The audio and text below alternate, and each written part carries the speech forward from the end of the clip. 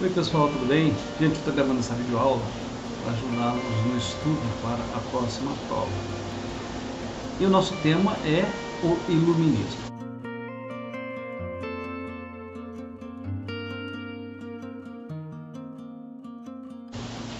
Vocês terão essa aula tendo como pano de fundo o áudio da chuva que está caindo torrencialmente nesse momento. Vocês lembram que nós estudamos em diversas aulas o tema Idade Média, fazendo uma revisão do que foi a Idade Média da Alta, a Idade Média e da Baixa Idade Média? Vocês lembram também que nós, no quesito Baixa Idade Média, estudamos o surgimento da burguesia, como ela surgiu, como ela apareceu. Quando falamos em burguesia, vamos necessariamente ter que abordar o iluminismo. Quando falamos em iluminismo, vamos ter que necessariamente abordar a burguesia. Então convido a sua atenção para aquilo que nós vamos falar e para os slides que estarão entre as nossas falas nesta apresentação. Nosso tema é iluminismo, parte 1, e um dos primeiros aspectos que eu quero destacar ao estudar o iluminismo nessa primeira parte é o estudo que nós já fizemos sobre burguesia. Vocês se recordam que nós já estudamos sobre burguesia? Observem o próximo slide.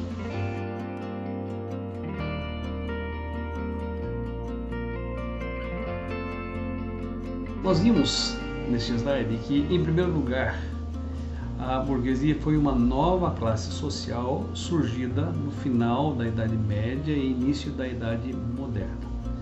Quem eram os burgueses? Os burgueses eram comerciantes. De onde surgiram os burgueses? Primeiramente, nós podemos pensar na gênese dos burgueses olhando para as cruzadas. Eram aqueles que foram às grandes cruzadas e que voltaram das grandes cruzadas trazendo mercadorias para serem vendidas próximos aos castelos feudais. Em segundo lugar, os burgueses eram aqueles que, saindo dos campos, indo para as cidades, passaram a se dedicar a atividades comerciais, vendendo os excedentes que eram produzidos nas terras e o artesanato. Pois bem, essa classe ela surgiu e se desenvolveu na parte final da Idade Média e no início da Idade Moderna. Observem que esta classe, desde que surgiu e desde que cresceu, ela foi procurando ampliar os seus espaços de participação, ampliar os seus espaços de comércio. Então, em segundo lugar, nós observamos que para ganhar poder e aumentar a sua área de atuação econômica, ela fez uma aliança com os reis, que na época do feudalismo existiam, mas mandavam apenas em seu feudo, e que agora, na época final da Idade Média e início da Idade Moderna, estavam tomando um poder cada vez maior e concentrando um poder cada vez maior em suas mãos. Os burgueses se uniram às famílias mais poderosas, às dinastias mais proeminentes, e ali, junto aos reis, procuraram exercer um poder econômico maior.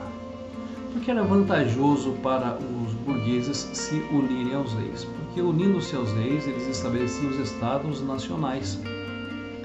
E nos estados nacionais haviam diversas vantagens para a atuação dos burgueses.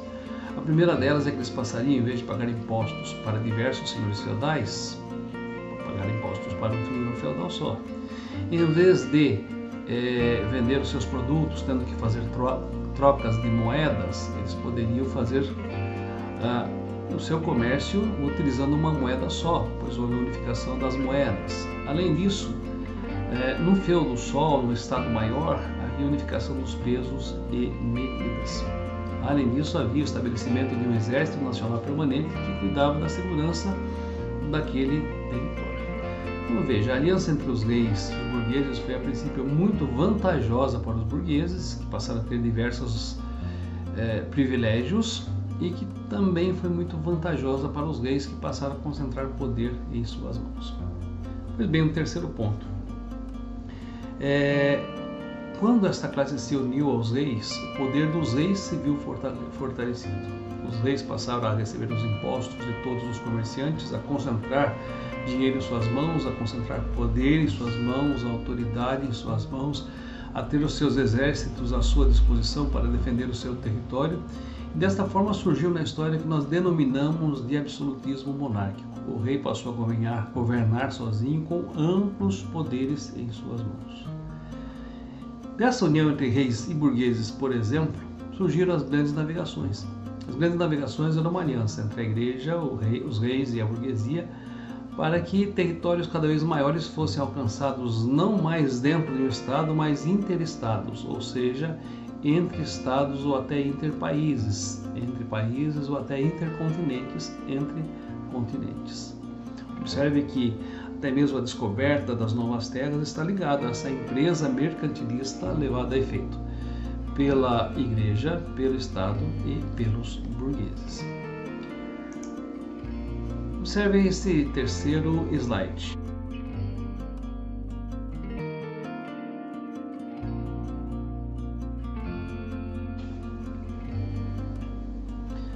Por que eu chamo esta união entre burgueses e reis de uma união instável? Porque com o tempo os reis começaram a ingerir ou a interferir demais nos negócios da burguesia. E essa relação se tornou cada vez mais complicada. Os burgueses começaram a desejar um distanciamento dos reis, uma separação dos reis. Por quê? Para que eles tivessem mais espaço de participação. Eles desejavam mudanças não só na vida política, na vida econômica, mas também na vida social. Nós vamos observar alguns aspectos do antigo regime e depois nós vamos observar como os burgueses lutaram para mudar este antigo regime. Observe o próximo slide.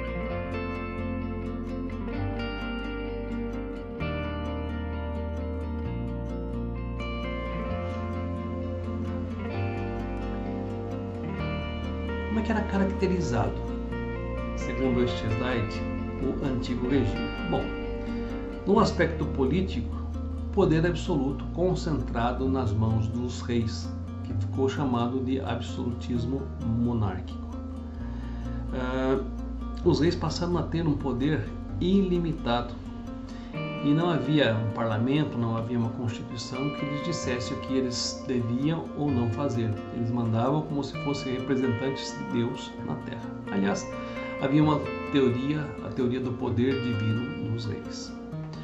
No setor social, houve a divisão da sociedade em estamentos. E aí vocês vão ouvir muito isso ainda. Primeiro estado, segundo estado, terceiro estado. E cada estado era fechado ou hermético. Você tinha o direito de pertencer àquele estado se você nascesse numa família que pertencia àquele estado. Você não tinha condições de ascender, de passar, de subir de um estado para outro. Eram, portanto, estados fechados, eram, portanto, estados herméticos, onde não havia nenhuma mobilidade social. Observem que os burgueses passaram a ter dinheiro. No entanto, ter dinheiro não significava ser do segundo estado, por exemplo. Ter dinheiro lhes condicionava a permanência apenas no terceiro estado. Um outro aspecto é no setor econômico. O Estado criou uma ideologia chamada mercantilismo. Por esta ideologia chamada mercantilismo, ele controlava todas as atividades comerciais, ele intervinha nas atividades comerciais. Por exemplo, o sistema colonial que vigorou entre as metrópoles e as colônias, onde as metrópoles mandavam produtos manufaturados para a colônia mandava produtos, matérias-primas para a metrópole, era um sistema controlado pelo mercantilismo. E uma quarta coisa, no setor cultural havia intolerância, observe, intolerância religiosa e filosófica. Por quê? Porque Estado e Igreja estavam unidos de tal forma que fazia com que tão somente a ideologia religiosa católica apostólica romana fosse imposta em todas as relações existentes. Portanto, no setor cultural, a intolerância religiosa e a intolerância filosófica controlavam e intervinham sobre a consciência das pessoas. Agora, observe o próximo slide.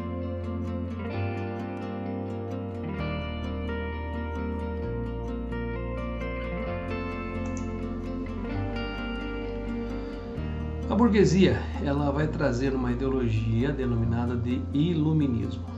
bem, o que é o iluminismo? É uma nova forma de se pensar a vida, de se pensar a política, de se pensar a economia, de se pensar a sociedade. Nós vamos ver isso com mais detalhes em outras aulas, mas o que não importa nesse momento são alguns princípios iluministas. Então vejam, através do iluminismo, a burguesia que antes havia se aliado, antes havia se associado aos reis, agora ela tenta diminuir os poderes dos reis na política, na economia e na sociedade. Ela procura ganhar cada vez mais espaços de participação, espaços de ação, espaços de influência. E ela passa a defender 3 coisas em relação ao Estado. A primeira delas é que o Estado só é verdadeiramente rico se ele for internacionalmente poderoso. Ou seja, não basta o Estado ter muito dinheiro acumulado, muitos metais preciosos acumulados, se ele não tiver uma relação comercial internacional que o faça lucrar sempre e cada vez mais. O Estado só é rico se ele for internacionalmente poderoso. O segundo ponto é que para que ele seja internacionalmente poderoso, ele precisa expandir as suas atividades capitalistas, ou seja, fazer um comércio cada vez mais e cada vez mais crescente, com cada vez mais lugares, para que ele possa continuar acumulando riquezas, para que ele possa continuar aumentando em seu poder. E um terceiro aspecto, o Estado só consegue ser internacionalmente forte e internamente poderoso se a burguesia tiver poder e liberdade para agir, poder e liberdade para negociar, onde haja a menor interferência possível do Estado. Observe agora o próximo slide.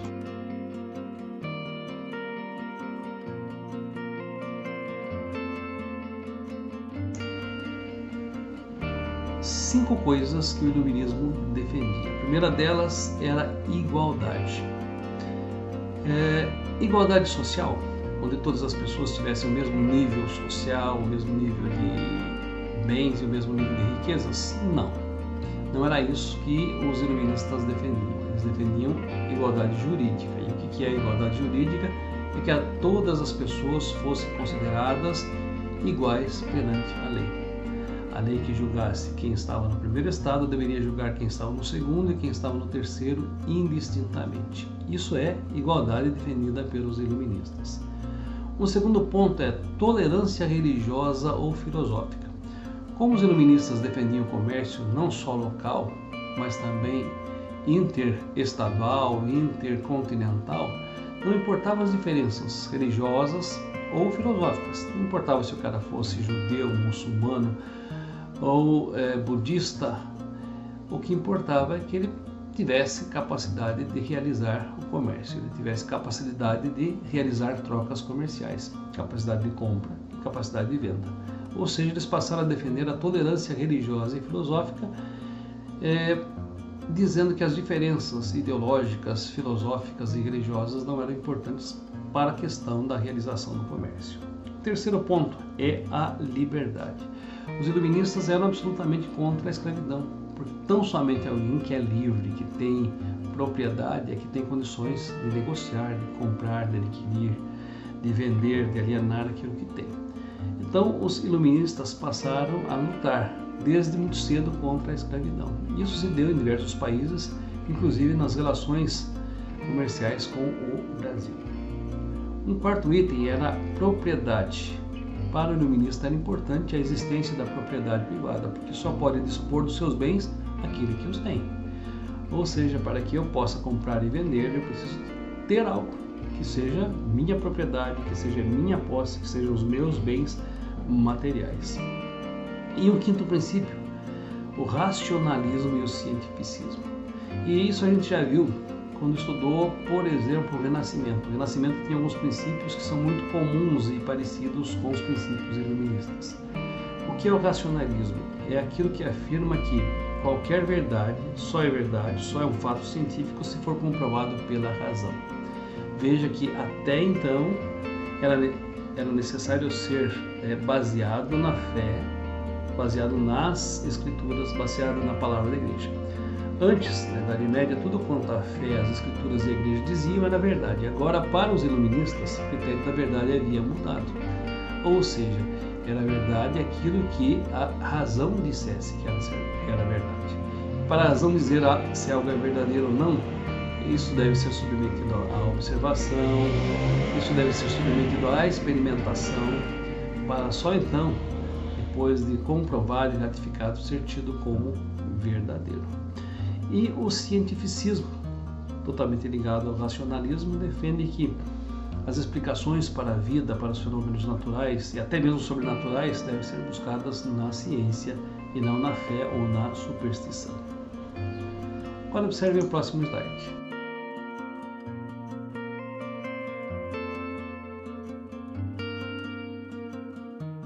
O que o iluminismo combatia? Porque ao defender algumas coisas, evidentemente ele combatia outras. Então vamos observar o que ele combatia. Primeiro, o absolutismo monárquico.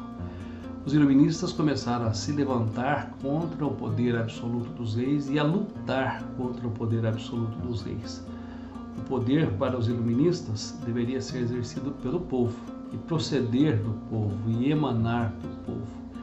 Então observe que as grandes mudanças políticas passaram a acontecer após a ideologia iluminista. Os burgueses, portanto, eles defendiam uma participação ampla, uma participação popular, diga-se entre aspas, uma participação dos burgueses na vida política de cada país. Os iluministas eram também contra o mercantilismo. Para eles, quanto menos intervenção do Estado na economia, melhor. Quanto menos ingerência do Estado na economia, melhor. Quanto mais o Estado deixasse a economia fluir, melhor. Para eles, esta ingerência, essa intromissão do Estado na economia era extremamente prejudicial. O iluminista burguês era extremamente individualista. Ele dizia, olha, de acordo com os meus dons, com a minha vocação, com a minha inteligência, com a minha capacidade, eu devo produzir aquilo que eu posso, aquilo que eu tenho condições. E por fim, os iluministas eram contra o poder da igreja. Por que esta implicância contra a igreja? Perceba, porque a igreja sempre esteve associada ao Estado, sendo uma instituição extremamente conservadora. E porque também, através dos dogmas da igreja, condenava-se o lucro, condenava-se a usura, coisas que a burguesia buscava através das suas relações comerciais. Para a burguesia, a doutrina ela não deveria se basear nas escrituras, senão nas verdades racionais e científicas. O que deveria ser aceito não deveria ser feito pela fé, pela superstição, senão pela razão e pela ciência. São estes alguns aspectos que eu destaco para vocês. Bons estudos, uma boa revisão para a prova. Grande abraço.